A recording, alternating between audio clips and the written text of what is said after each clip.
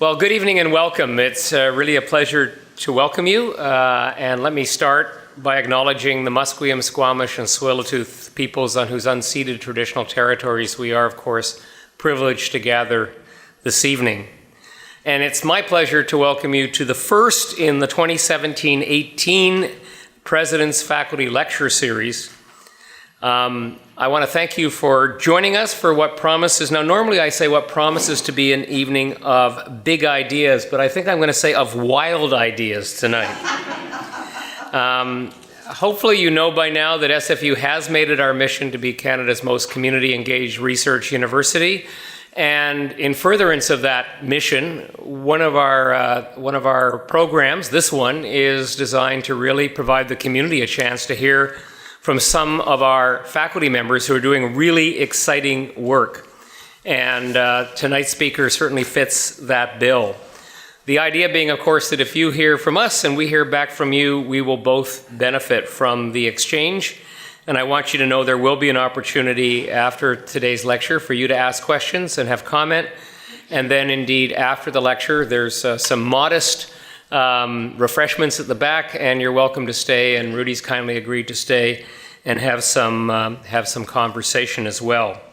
I should also tell you that either warn you or excite you by telling you that this lecture will be filmed for and available on our SFU YouTube channel. And I say that because if you do ask a question, that means you may become a YouTube star yourself in the process. So let me tell you a little bit about our speaker.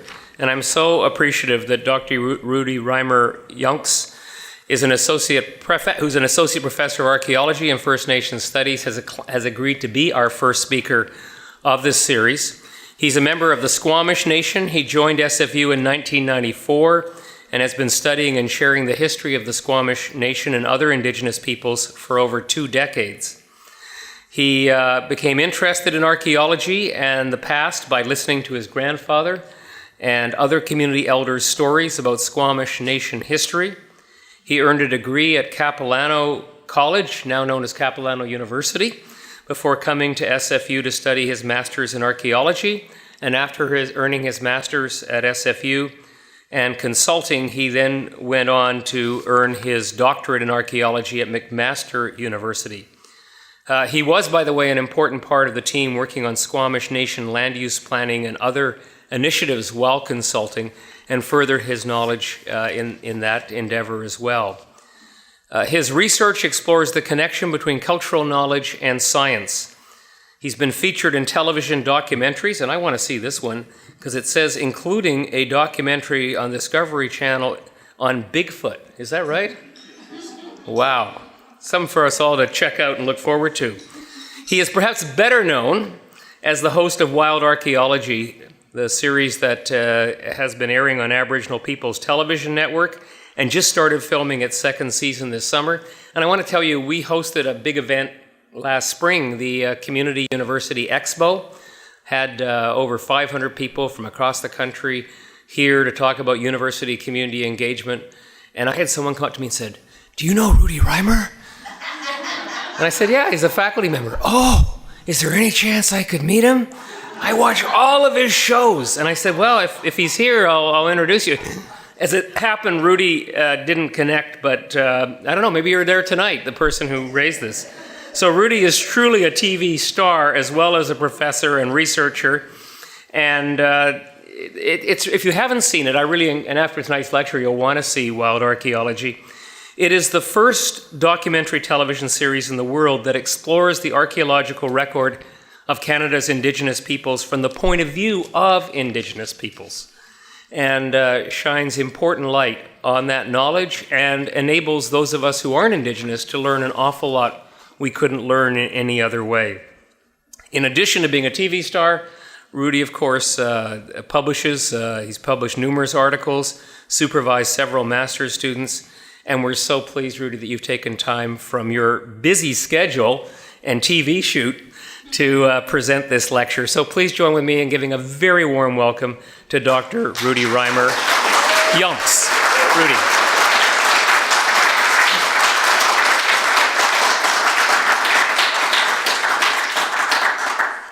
Wachika, President Petter, Thank you for that very kind introduction. It's kind of nice to hear all the things that you've done over the many, many years. And it's a pleasure to be here tonight, and thank you for coming. It's pretty much a full crowd here.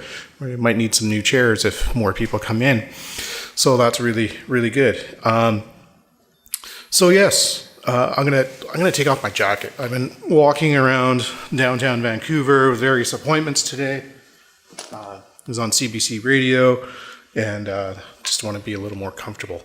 So, Wild Archaeology, just a quick show of hands. Who has watched or seen the show? Okay, so roughly about half. Okay, the half of you who didn't put up your hand, hopefully after this evening, you will go on to APTN's website, Wild Archaeology, and you can binge watch all 13 episodes.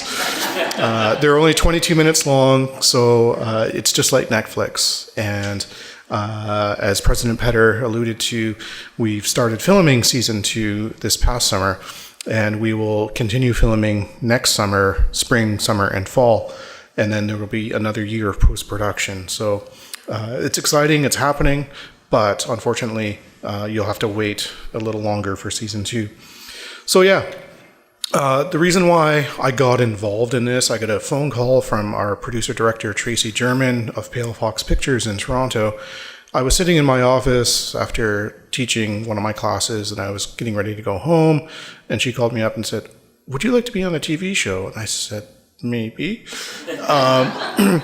As it just happened, back in 2011, I was getting ready to fly back to McMaster to defend my dissertation. So we had a meeting in Toronto, Pearson Airport, put some ideas down on paper. That following spring, we filmed a teaser up in Squamish, sent that off to APTN. We waited and waited, and then they said, "We like it. Go ahead, film a full 13-episode season."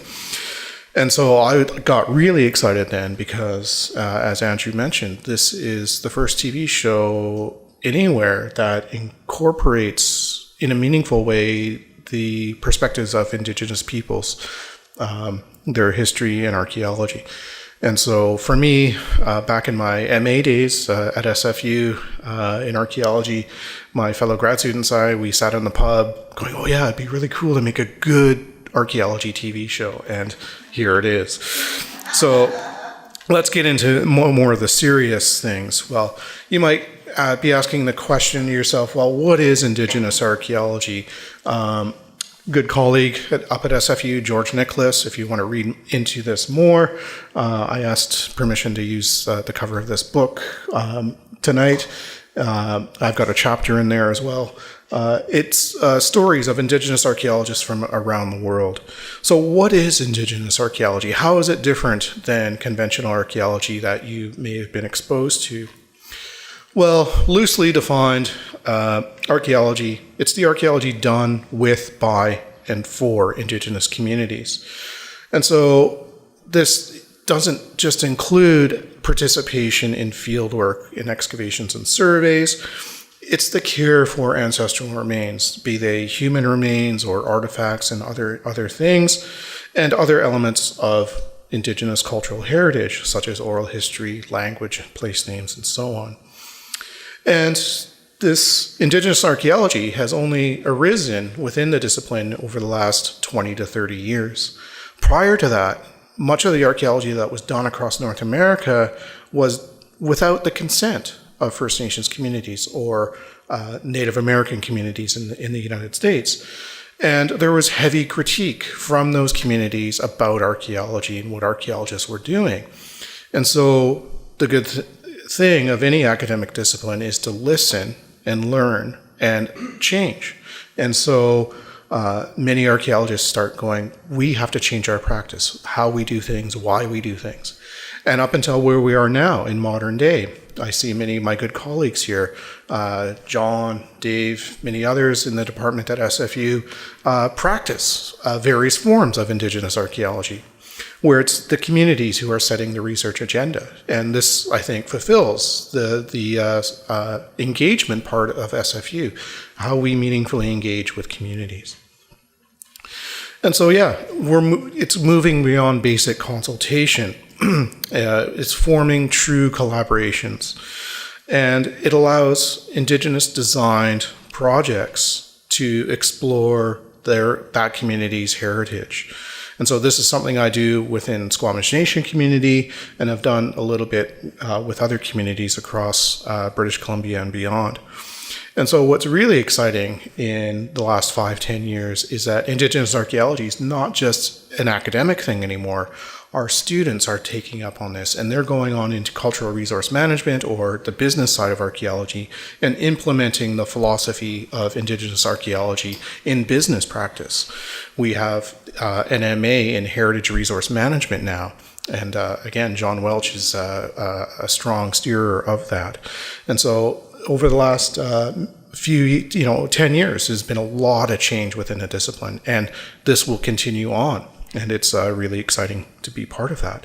There's even a coalition of Indigenous archaeologists across North America that was started back, estimated in 2010. And this was a result of Indigenous archaeologists meeting at national conferences and sort of talking in back rooms going, how are we going to change things? And so, well, I've got it. We all have our own ideas. And so my way of doing Indigenous archaeology as well, it's something I experience when I talk to my home community and I talk about archaeology, and people are scratching their head and going, what are you talking about?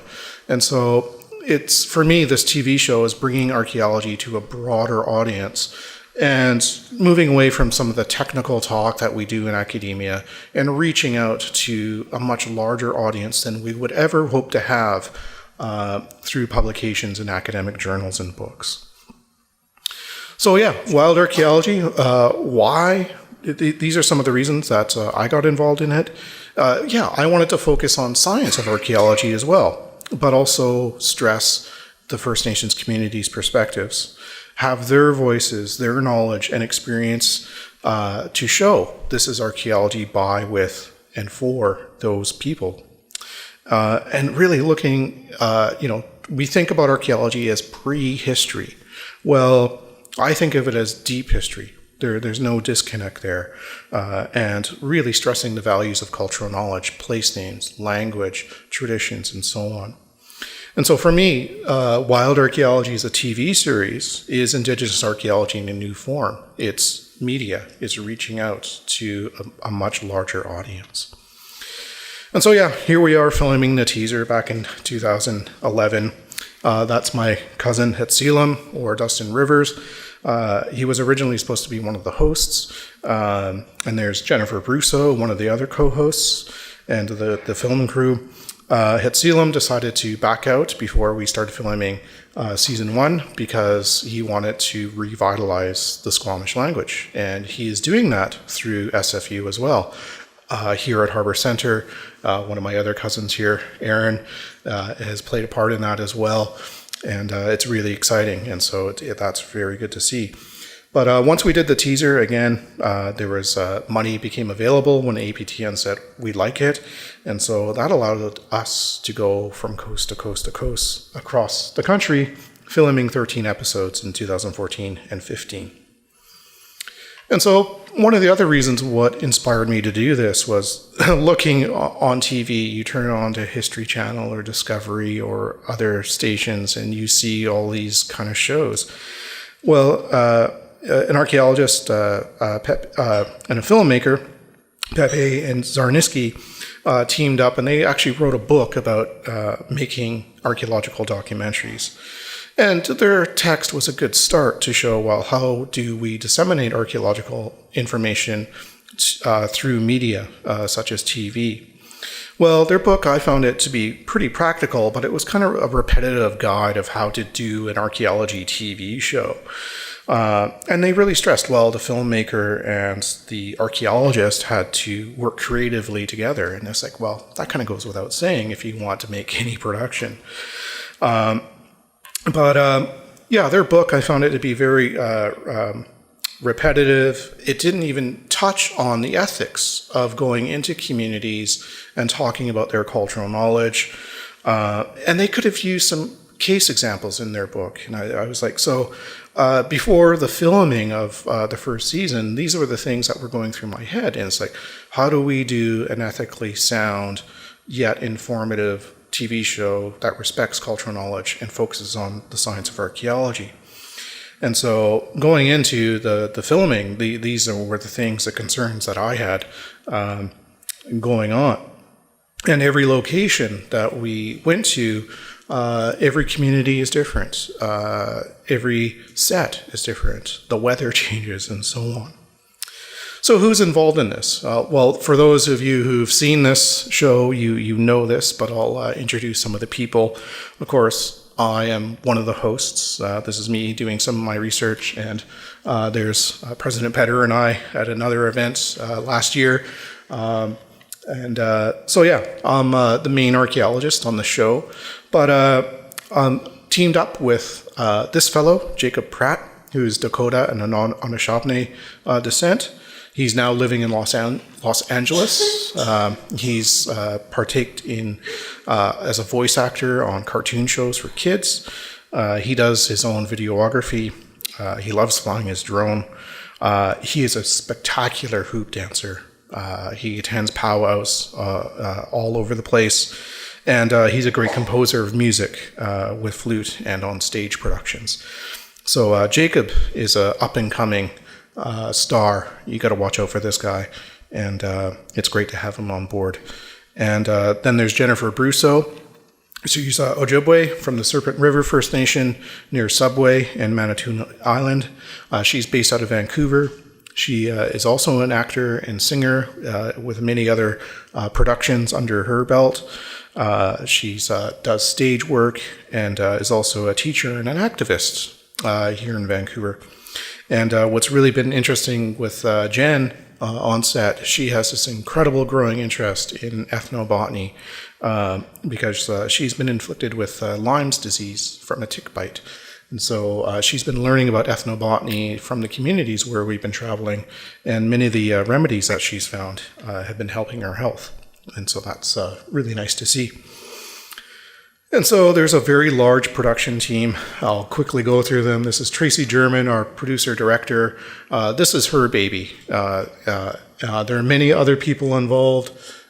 Ian Thompson, Karen, Hansen, Sammy, one of our sound guys, camera and sound people all the way down this list. Really, they're working behind the scenes of the camera, and it's their hard work that on set over very many long days that gets this done. And it's really incredible to work with these people. You get to know them. We live together. We're on the road together. We eat together, and so on. Without them, the experience would be much more difficult. And you can notice there are John Elliott, who is Tuscarora descent. He's with us still on season 2. It's great to have Indigenous filmmakers as part of this. Tracy German as well. She has Mi'kmaq and Haudenosaunee ancestry as well. So it's it's like an Indigenous movement here going on within media. So what I'd like to quickly do is, if you haven't seen the series, is quickly run through some of all the episodes. I told Tracy episode 1 has to be in Squamish and has to be alpine archaeology because that's what I do. And so we explored many sites up there, got into the high country. One of the first troubles that we had, I thought Tracy had money for a helicopter. We didn't. So I had to hike the crew up a logging road and sort of tell them and encourage them, oh, it's just another 100 meters. And yeah, my sister can relate to this. I've taken her into the high country as well. But for me, it was an excellent opportunity to focus on the research that I've been doing up in the Alpine and other places for over 20 years now, and look at archaeological sites that are in locations that people would not think there's anything there. And so again, we're changing, getting rid of the misconceptions about people and their ancient past. And so Doing research in the Alpine is very difficult at times because there's snowpack and adverse weather conditions. But you can see when you get up there, it's incredibly beautiful. So episode 1 was, for me, my bias here, it's one of my favorites. So where else did we go? Here's some of the Alpine shots, some of the weather that we encountered, hiking up the road, some of the logistical challenges. This is the big picture up here. We're standing on top of a 7,000-year-old site. That comes from radiocarbon dates from a hearth or fire pit feature associated with microblades, a specific form of technology. But this is in August, and usually there's no snow. But this varies from year to year. And so we managed to get what we needed in that episode and have some incredible scenery in scene 1. Episodes 2 and 3, we went up to the southern Yukon with the White River First Nation. And these episodes focused on the ancient environments that archaeologists refer to as Beringia. And we were at the Little John site, which is northeastern of Yukon College, where he's been working in collaboration with the White River First Nation for many years. And this is one of the oldest sites in Beringia. And so there's the Bering Land Bridge. People came over from Northeast Asia thousands and thousands of years ago. This is one of the oldest sites dating back to those times. And so what was fantastic is to actually get into these excavation units. You can see the various layers. These dark layers are where the cultural deposits are. And associated with these dark layers are animal remains of extinct megafauna, along with various projectile points that are time sensitive. And what was really encouraging to see is the incredible involvement of the White River First Nation in their ancient past. Some of the kids from the community are better excavators than some of the undergrads that I've taught. But what's really incredible about this site is that they have oral history of volcanic eruptions, and we see that in the archaeological record. They have oral history about changing environments and ancient animals walking the land that were 5-10 times size than they are today. And we see that in the archaeology at Little John site. So that was an incredible experience living up there in where the sun never really goes down. It was very difficult to sleep. Norm faces some logistical challenges of his own. This was the site before we arrived. This is the main excavation block of the Little John site. And of course, they get a lot of snow up there. And when it melts, Norm shows up in the late spring, early summer, and this is what he returns to. So he has to drain the pool, or the pit of despair, as he calls it, and to be able to go in and do the systematic work that he wants. And here are just some of the other shots of us excavating, filming, and coming across various other things. This is one of my former BA honor students, Jordan Handley, who's been working at the site for many, many years, helping out with our portable X-ray fluorescence instrument, looking at the differences in the sediments down through the profile of the site, seeing if there are changes, if we can detect changes, environmental changes within the chemistry of the sediments. And these are some ancient bison antiquus, or extinct bison that were twice or 3 times the size as modern buffalo. So moving along, episodes 4 and 5, I sent Jen and Jacob on a solo mission to test their archaeological skills. And so they went all the way up to Richardson Island in the Mackenzie Delta to work with Max Friesen of the University of Toronto. And he has a long-term project of doing salvage archaeology at this site. It's a large two-lay village site that dates to the last 1,000 years that is literally eroding out of the permafrost into the Arctic Ocean. And this, of course, is all due to climate change, the warming temperatures. And they're doing what we call rescue archaeology. And the main component of the site here dates to the last 400 years. And what's really incredible, since many of the artifacts and features have been frozen, literally frozen in time, there's incredible preservation. And so you can see some of the bone, the wood, and stone artifacts here that they're excavating. It gives us incredible insight into the last 500 to 1,000 years of the ancestors of our modern day Inuit in the far north.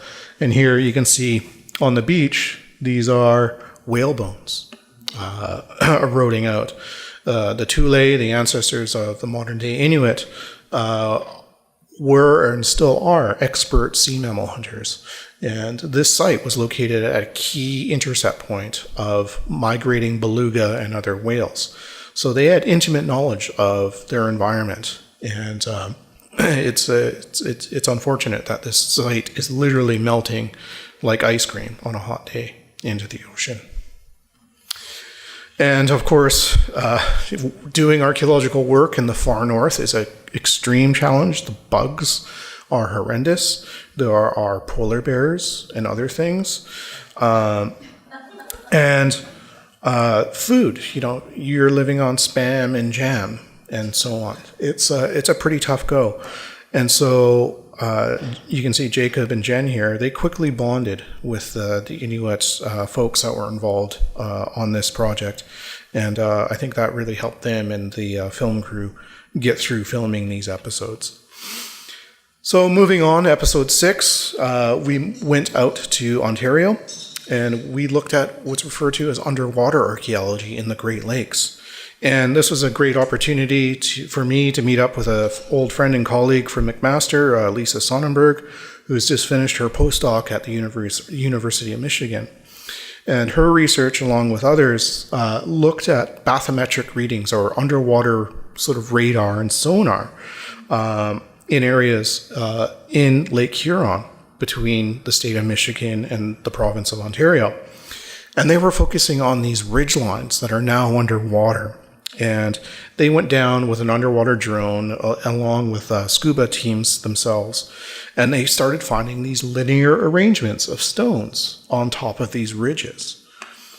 And the oral history of many people in this part of the world, the indigenous people, say, well, yeah, we have oral history of these ridges that used to connect this place to that place. And there were lakes on either side. And they refer to them as tunnels, as travelways to get from one place to another. So here's a map of the bathymetric readings of Lake Huron. Here's Georgian Bay. This is a Manitoulin area up here, beautiful part of Ontario. But here, the yellow, these are areas that would have been exposed. Back then, the Great Lakes did not have as much water supply. The water flow was going over more towards the St. Lawrence River. This is about 10,000 years ago.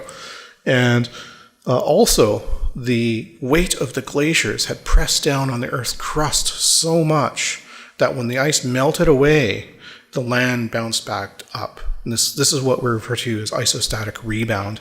And what happened, of course, it changed the flow of the water in many different directions. And so this part of Lake Huron the water was much lower than it is today. And here is what they refer to as the Amberley Ridge. And this is where they were finding those linear rock formations. So what's the big deal about rocks in lines? Well, that's a great thing in archaeology, right? You probably heard about the Nazca lines down in Peru and so on. Well, rock lines are all over the place. And archaeologists, we find them, other people find them, and very often we have to say, well, that's not really anything because, we have to look at the context and so on. Anyhow, this is, again, further up north in the subarctic and Arctic. This is a caribou hunting linear feature. And you can see the rocks have been moved in purposeful ways. And you can see this round area here. This is a hunting blind where the hunters would hunker down. And of course, this is along a known caribou migration route. The caribou follow the same route year after year, generation after generation. They're predictable. And of course, people in the ancient past picked up on that. And it was like, okay, where do we set up one of these things? Where is it going to be easy for us to hunt these animals? And then as the caribou would come along here, they don't have really good eyesight. And so they get funneled along these fence walls. And the hunters would hunker down here. And the caribou would walk by, you just jump up and there's your dinner. So, were these hunting features now underwater, but originally created and exposed 10,000 years ago? Well, here's some of the maps that Lisa sent me and agreed that I could use for this evening's talk.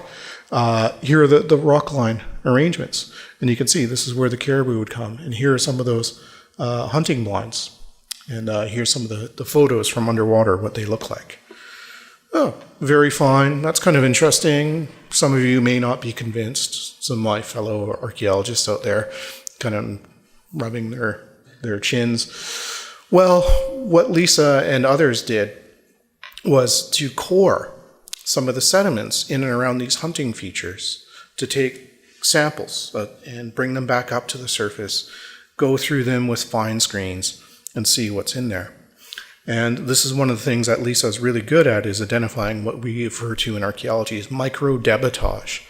And people in the ancient past manufactured stone tools. And as you do that, when you're knocking off pieces of a larger rock to create an arrowhead or other implements, there is the shatter, the debris.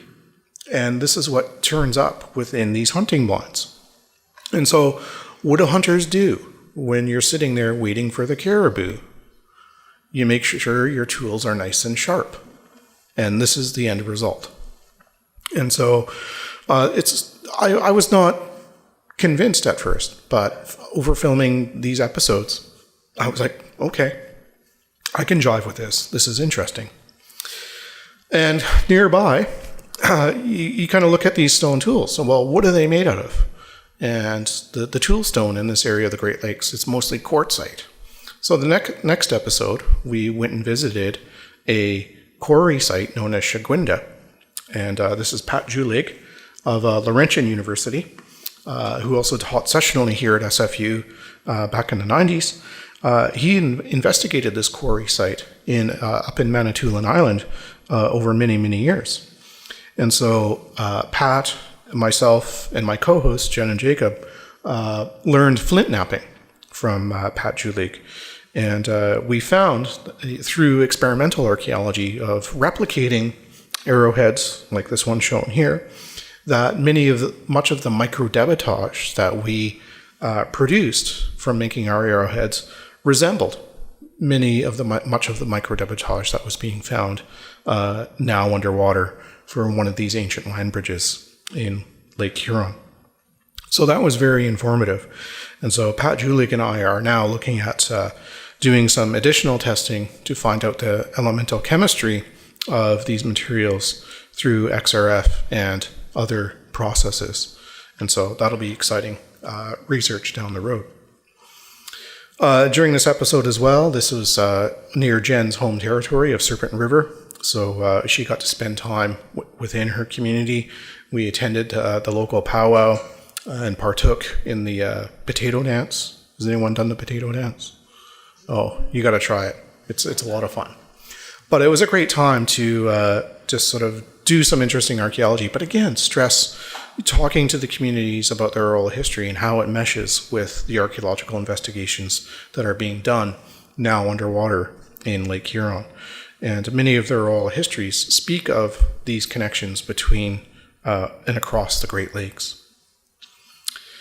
Episode 8, we got to come back to British Columbia, and another SFU alumnus, Farid Ramtula, who did his PhD at SFU Archaeology, is now faculty at University of Northern BC, was working in conjunction with the Hakai network up on the Central Coast on Calvert Island. And he had the good luck to run a field school up there. So he had an army of students and the strong support of the Hakai network, who have an excellent research base on Calvert Island.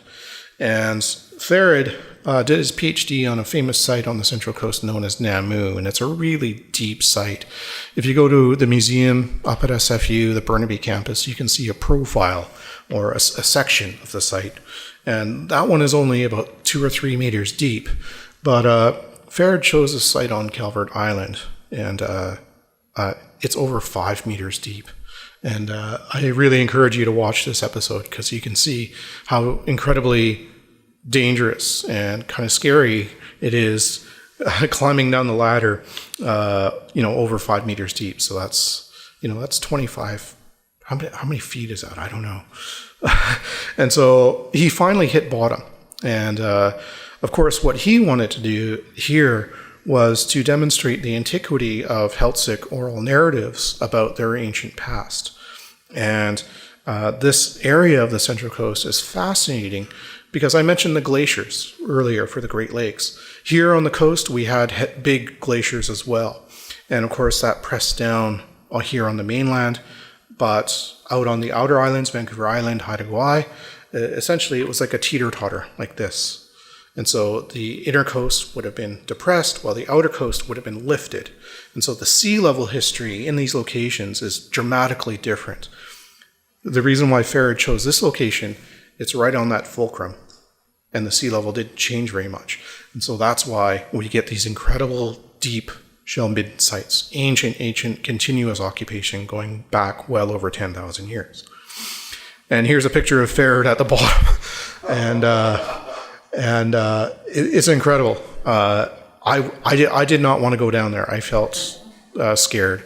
So here's Farrad Remtula. This is Elroy White. I'll talk more about Elroy in a little bit.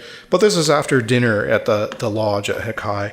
And the food there was incredibly good. It's like a 5-star chef. And Farrad said, this is the only project I've ever worked on where you actually gain weight.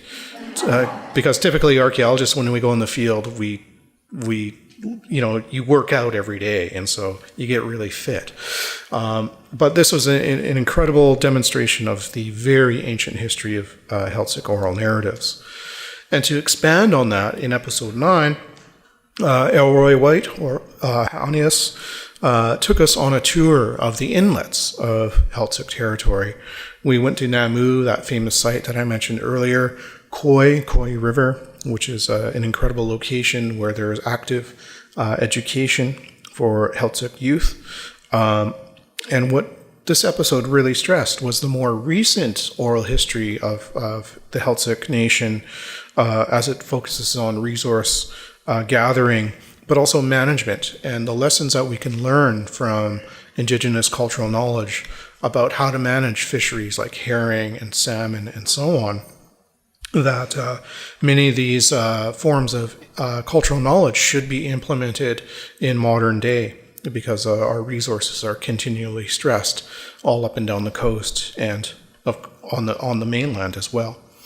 But this was, for me, one of my favorite episodes because it was the entire cast was Indigenous people. There was myself, Jen, Jacob, and Elroy. Elroy was the expert archaeologist. He did his MA at SFU Archaeology as well.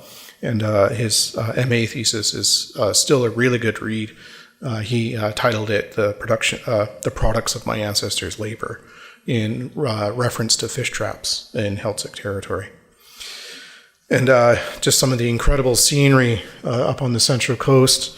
Again, in this episode, this is an old house post that's still standing up one of the inlets. Here's the Koi River, where the ongoing cultural education is happening.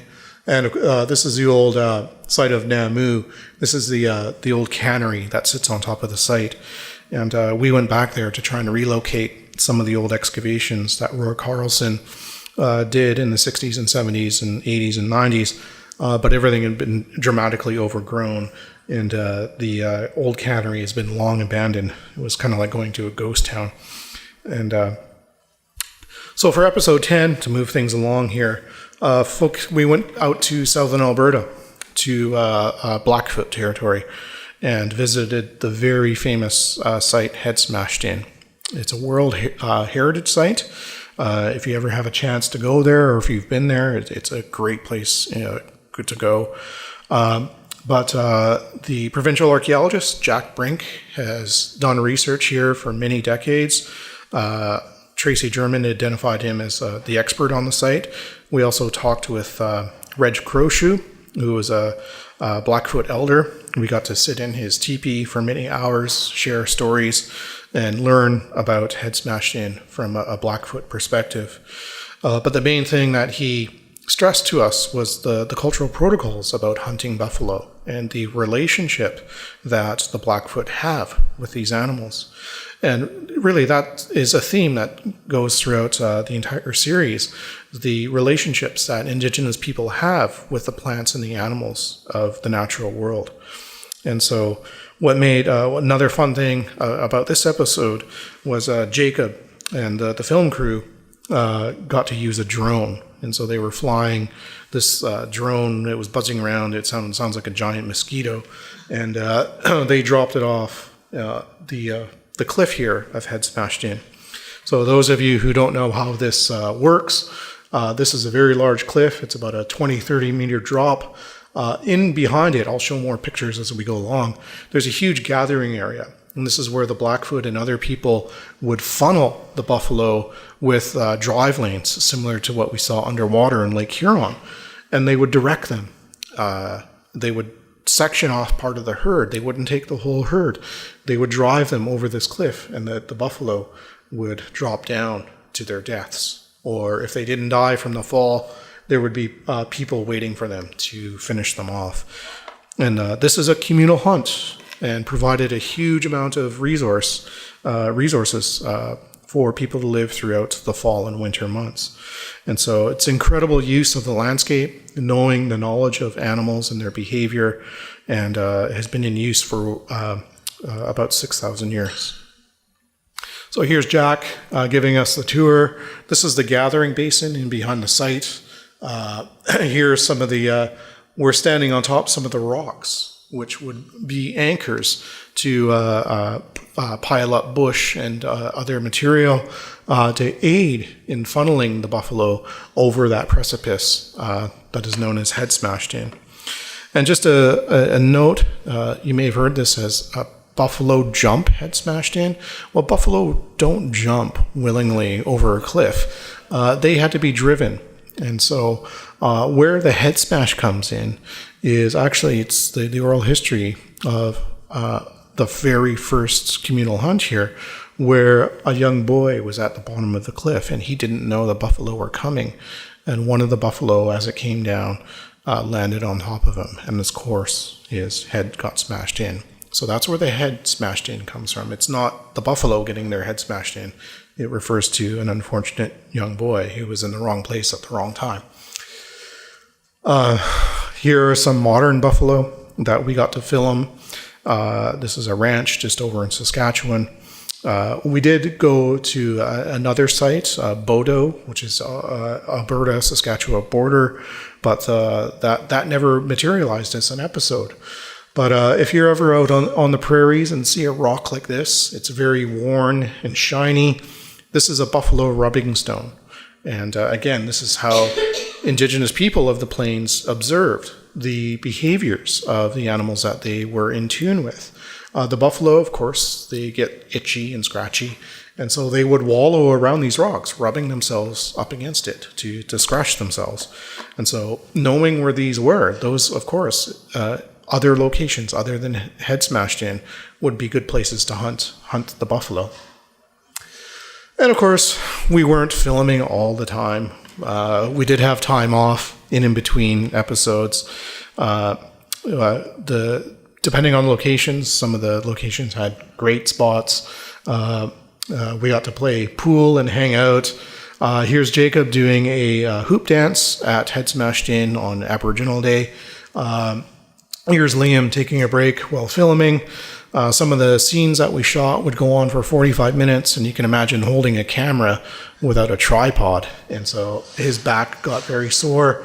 And one of the things, those of you who've seen all the episodes, there's a friendly competition between Jen and Jacob in applying their knowledge and skills in each episode. And this is an example of Jacob's stone and brush that was constructed as part of the drive complex. And Jen and Jacob have these competitions throughout each episode, and then I judge who did better. And in this episode, Jen bribed me with some chocolate. And of course, there are some bad days on set, and I have to put the crew back in order. Sometimes I have to use force. But moving along, episode 11, I was really looking forward to this episode because we went all the way out to Labrador to work with Scott Nielsen here of Memorial University. And he's working with the Sheshuche, they're Innu nation in Labrador. And what was incredible about this location was the oral history that they have of the ocean front, the beach, being much further inland than it is now. And so what Scott's research is doing inland of Labrador is finding these old beach ridges that are now well over 100 kilometers away from modern shoreline. And so he's looking at ancient environments and how the ancestors of the Innu reacted to changing sea levels. Here and in the Arctic, our sea levels are going up. Out there, the ocean is retreating because, again, the glaciers press down on the land and the land is still rebounding. And so this has been a process that's been going on for thousands of years. And so along all these beach ridges, Scott is finding archaeological sites. And so it's an incredible environment. If you go to Labrador or if you go to northern BC, it looks exactly the same. It's this continuous boreal forest, and it's really something unique about Canada.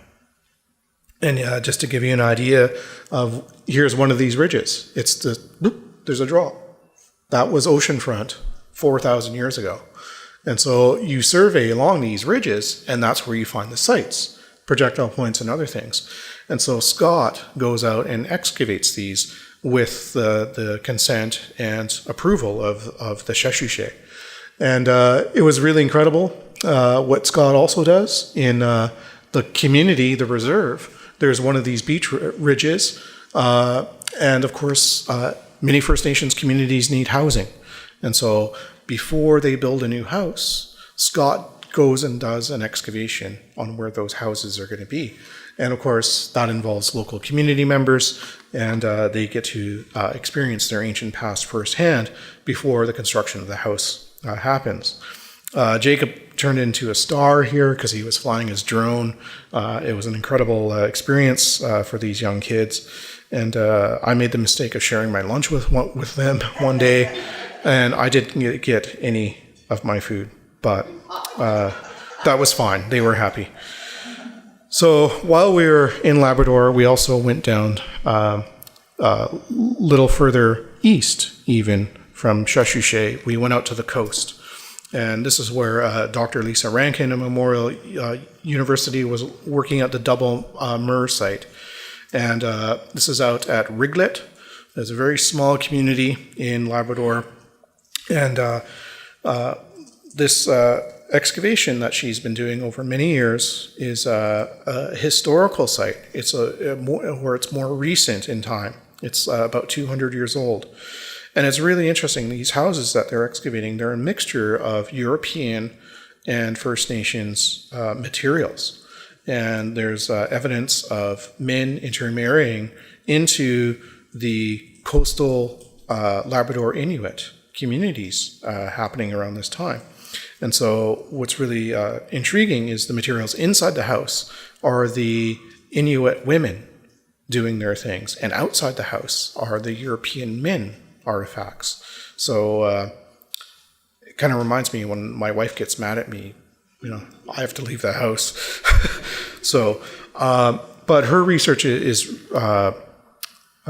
really interesting because this is the southernmost Inuit community in Canada. And seeing the cultural interaction within these houses. Here's a completely excavated one.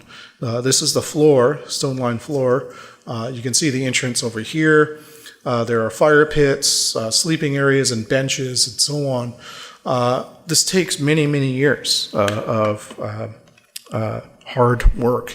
And Lisa is still working at this site and others to get an idea of this regional interaction between Europeans and the Inuit hundreds of years ago.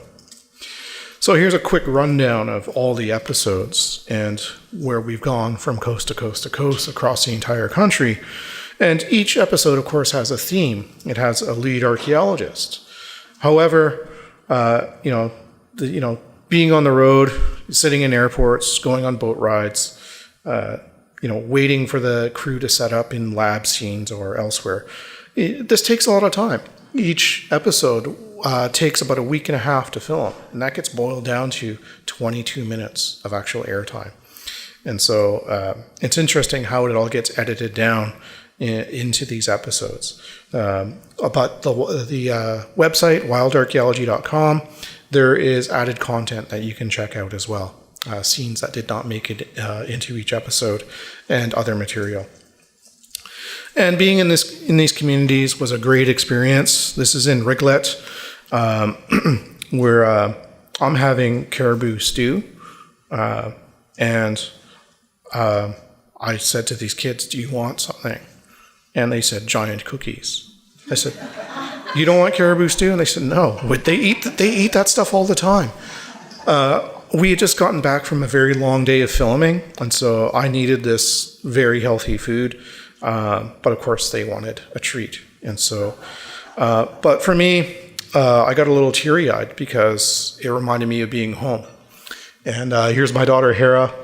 There's my wife, Robin, on the little roller coaster, and some more of my family up in Squamish.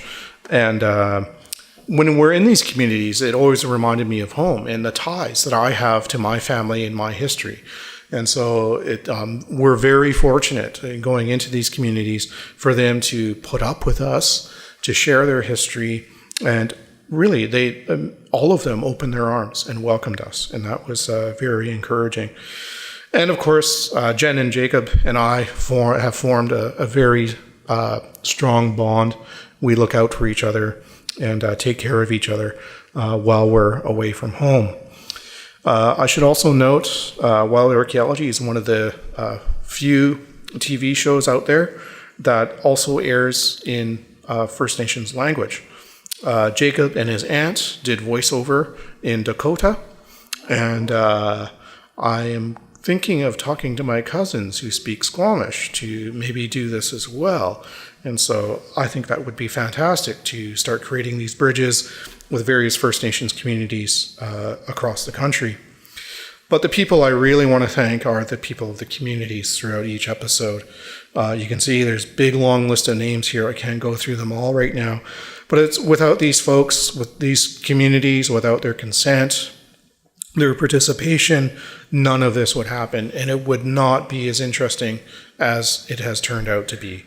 And so big thanks to all of these people. And so when is season 2 coming out? Well, we did filming for 4 episodes this past summer. More filming is coming for the spring, summer, and fall next year, where we need to do 9 episodes. Then after all that filming, there's another year post-production.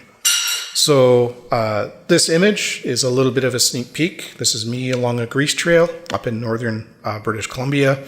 And here's some of the other panoramic photos of locations that we've been to through filming so far. This is up at Babine First Nation, northern BC. This is up in Seashelt on the Sunshine Coast. This is again in southern Ontario at the Serpent Mound site. And so we're exploring different areas, different archaeologists, going to different communities.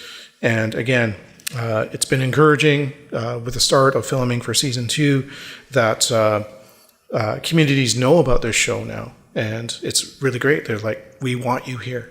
And that's what we like to hear. And so thank you very much. I hope I didn't go too long. I guess Andrew will field, President Petter will field questions. Wojcika.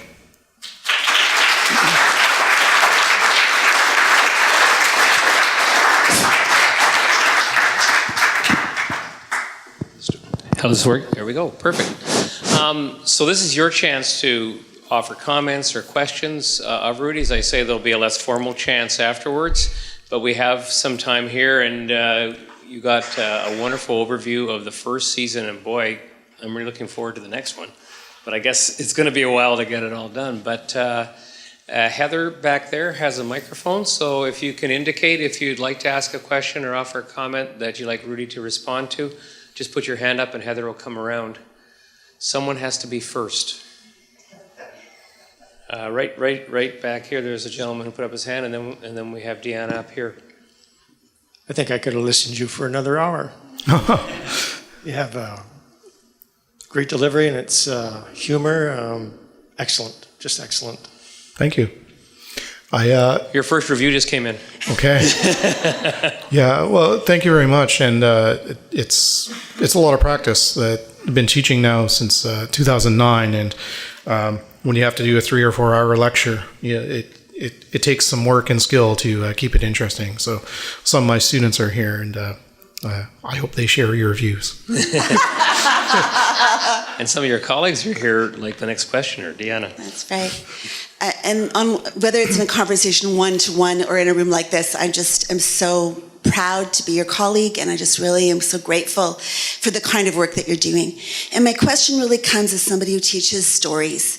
I am very comfortable as a literary scholar to repeat what nations say to my students, that we've been here since the world began. And I have no conflict with that. I don't consider myself a scientist. Instead, I think about the value of stories. And you as a scientist talk about the land bridge and Beringia and all those kinds of details that fade to me into like mythic time, like the time before, when animals could speak and people could speak to them. And I just wonder how you coincide those two parts of yourself and your knowledge and the kinds of interests that you have. Mm-hmm. How do you explain that? Yeah, that's a very good point. And that's actually a question I asked in a recent PhD defense, because the candidate had written that a certain group down in the United States had stated they had been there since time immemorial, whereas the archaeological, the linguistic, the genetic evidence, all these different other scientific lines of inquiry point to a totally different story. And that's something that's very difficult for archaeologists to cope with. And in some areas, it's there's friction, but in other places, there is synergy. And I do talk about some of the synergies in my dissertation, and in Squamish, we have this a time that we refer to as Squamish. I hope I pronounced that right, or close. Okay. That it is a time that in Squamish history that is so far back that it's barely remembered. And for me, that's sort of a rough translation of time immemorial. It's such ancient history that only few people know and understand it. And those stories are passed down to very select few. And so the challenge is for archaeologists, and this is something I want to do as I continue my research in Squamish territory, is start looking at place names and the connections between place names and tracing the stories of the transformers or these large narratives that we have, and to see what is the archaeological signature of that. And so this gets back to the philosophy of Indigenous archaeology, by considering cultural knowledge, it expands and offers new avenues of research rather than shutting them down. Great. We have a question right around here from a young member of the audience. Oh, right here, yep. What's your question? Why did you choose to do archaeology, and what was your favorite location? Good questions. You want to restate the question, Rudy? Why did I choose to do archaeology, and what was my favorite location? Two great questions in one. When I originally went to Capilano, I wanted to be a geologist. I wanted to look at rocks. And I didn't do well in some of the hardcore math. So I fell back onto anthropology and archaeology, which I found even more interesting. And the faculty there and at SFU were open to me exploring Squamish cultural knowledge. And so that was a really beneficial thing. So for me getting into archaeology, it was looking into Squamish Nation, ancient history. And in the season 1, I guess my favorite, other than filming in Squamish, my favorite location probably would have been the Central Coast. Traveling with Elroy across his territory, because I could really relate to the way he was talking about his history, about his territory. And it was kind of like listening to myself in a mirror, but I didn't have to do all the talking. It was him. In the Heiltsuk First Nations territory. Yes. Great. There's a gentleman up back here with his hand up, and then we'll come back over here. Oh, hi there. Thank you for your presentation. It's very interesting. I wanted to ask, I don't know how much archaeology relates to people. Of course it does in some fashion, and politics. For instance, the archaeological findings would be Stone Age findings of the Paleolithic or Neolithic peoples at the time. And this relates to certain types of production, hunting, gathering, and certain types of political formations, the tribal nation. And today, to admit where I'm coming from, I'm against the treaty process because treaties are made between nations, and although Canada is a nation, the villages that they make treaties with are not nations. I'm wondering if I could get rescued in any fashion from science, because you would know what a nation is. Can archaeology shine light on what is a nation? That's a good question, and a difficult one to answer, really. In conventional archaeology, we had sort of stages of culture, and we had chiefdoms, we had incipient states, nations, and empires. And those are ways to define communities and cultures in various areas of the world. But in the past, in archaeology, when we look at the archaeology of North America, archaeologists did refer to many areas across the continent as sort of Stone Age societies or Neolithic societies. But as research has gone on in multiple areas across the continent, we are finding evidence that there were city-states here, there were empires, there were complex cultures. And you look at an area here on the Northwest Coast, well, there's no monumental architecture. In other areas, there's not this. That's not to say that those communities in those places had complex and interesting technology, adaptations, and so on.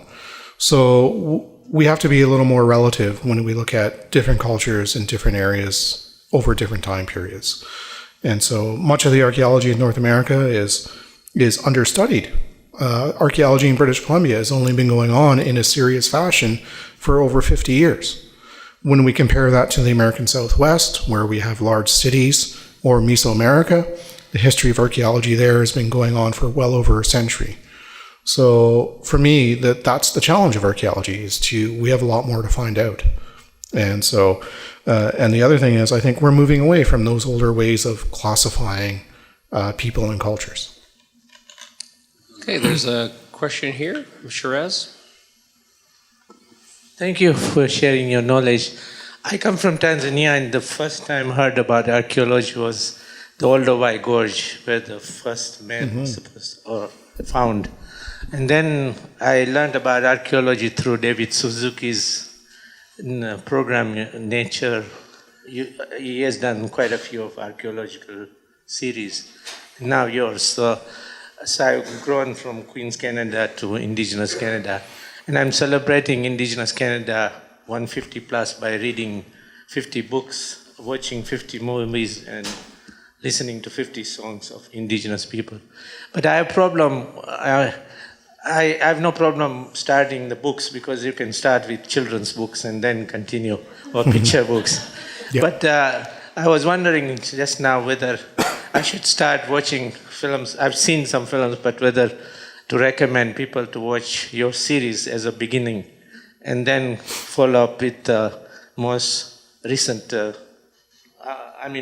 other movies, because we need 50 of them at least. Yeah. So yours is 12 already. Sure. Yeah. and then songs, but it's one of each. So I have two questions. One is, why do you use the word wild archaeology? And the second question is, where should I fit your programs in my 50 films? Okay, yeah, good questions. And in terms of finding more, getting to your 50, there's another show called Coyote Science. I'm going to be on that as well. There's another show coming out soon that I and many other Indigenous archaeologists are on. It's based on Mann's book, 1491. That's a very large production. But also a lot of the work that Jen and Jacob and others are doing. And so this is really growing. And it reminds me of a movie that I show in my classes at SFU called Real Injun, that looks at the history of Indigenous people in cinema. And that should be required watching as well, because it talks about the misconceptions and the way Indigenous people have been viewed and portrayed through media. In terms of wild archaeology, I had no choice in that. Marketing. Yeah. That was Tracy German, the producer-director, who she just said, we're going to call it this. And I was like, all right. So it stuck. And yeah, and sorry, your second question was... oh. You kind of answered it, Rudy. Yeah. Maybe not the first one, but I think maybe solid top 20. We have a question right up here. Heather, if you can bring the microphone around. Thank you for the presentation, and it's a very pretty landscape and photography and everything. And it shows that the histories of the past of thousands of years. My question is, what role you think archaeology can play actively to preserve nature in an ongoing forward, on a forward basis? Mm-hmm. How could we contribute to that? Right. That's a very good question, and it's something that I've dealt with throughout my academic and consulting career. When I finished my undergrad, or while I was doing my undergrad at SFU, I got into consulting archaeology, or cultural resource management, and it was a great way to make money because I wasn't in class every day, and so I could go out and work and earn some extra money as a starving student. And back then, CRM archaeology is when there are developments in British Columbia, there's legislation, the Heritage Conservation Act, that protects archaeological sites. And so prior to logging or new highway, there's archaeological assessments. And so I was one guy in a crew, and we would go out and record sites, and they would be protected. And I thought back then, wow, okay, I'm saving this. But then I quickly realized everything around the sites that got developed. And so there were just these little pockets.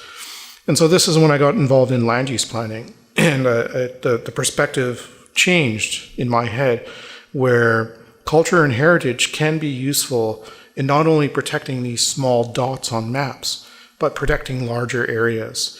Because when we consider not just the archaeological sites, but the cultural knowledge associated with the landscape around those sites, that they're indeed connected to a much larger place. And so in the land use plan that we did in the Squamish Nation in the early 2000s, did that. We protected large areas of old growth forest and other parts of our territory that are off limits to logging and any other sort of development. And so that's the perspective I brought forward even more when I did my PhD, was looking at the connections between sites and places through the elemental chemistry of stone tools.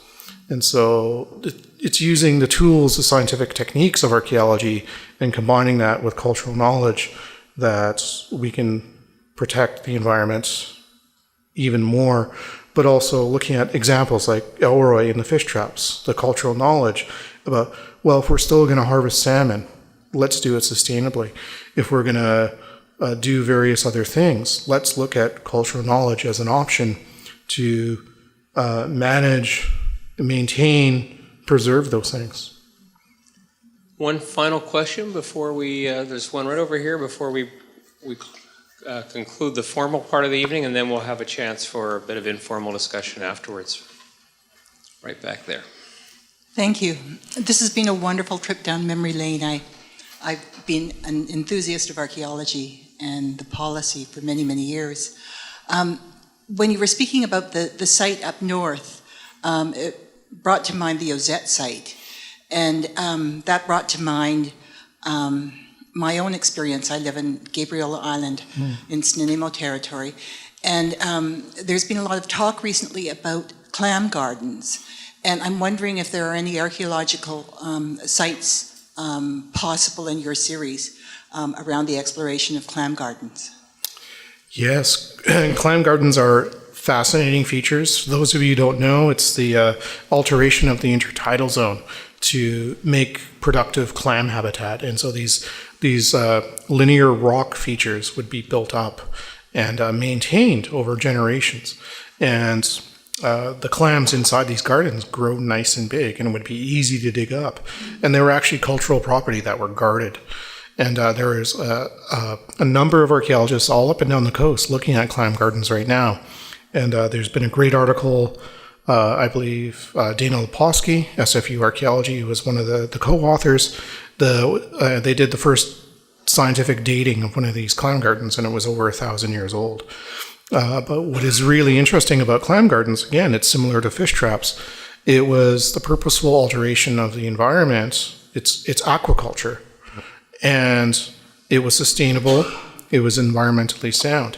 So it's another form of cultural knowledge that we should be using in modern day, because there are shellfish farms, just like there are fish farms and other things here on our coast. And so, again, it's looking at cultural knowledge on how can we apply this in modern day so that everyone benefits. Well, like you, I want to join with others who've expressed appreciation to Rudy and share the pride that Deanne and others expressed to have colleagues and scholars like Rudy at SFU. And Rudy, what I love about your talk is it really brings to the fore the values that I hope we as a university are trying to pursue more generally.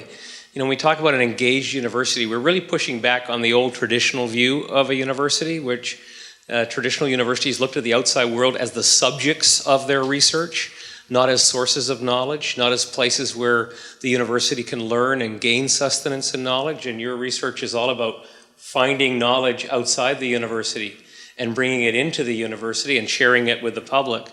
And the other thing that I so often say, of course, historically, universities in Canada excluded Indigenous peoples. They couldn't come to university. And thankfully, that has changed. And the point that I think Rudy's presentation points out is not only is that hopefully to the benefit of Indigenous people and students, but it's hugely to the benefit of Canada generally, to have this knowledge, to learn about things we never would have found out about except through the teachings of Indigenous people, is such a privilege. And so I really thank you for that. I also want you to know that we as a university are striving, not imperfectly, to be an instrument for reconciliation. And next week, in fact, we'll be receiving a report from our Aboriginal Reconciliation Council, which has done much consultation as to how we can do even more to indigenize the university, to have the university be an instrument for this kind of research and for the processes of reconciliation. That'll take place on Monday up on the campus, and I hope it will propel us to do even more and to support scholars like Rudy and others to do even more as well. So thank you so much for coming tonight. I encourage you to look on the SFU Public Square website for future faculty lectures. In fact, I can give you a heads up on the date for the next President's Faculty Lecture will be on January 31st, right here in this room. And award-winning communications professor Yuji Zhao, creator of the Global Communication Double MA degree program, which is quite a remarkable program, will be here. And I also encourage you to look for other events that take place, because of course we are trying very much to reach out and share with the community and also to benefit from our relationship with the community through this kind of engagement. So thank you for being here, and please join me in a very warm and appreciative thank you to Dr. Rudy Reimer.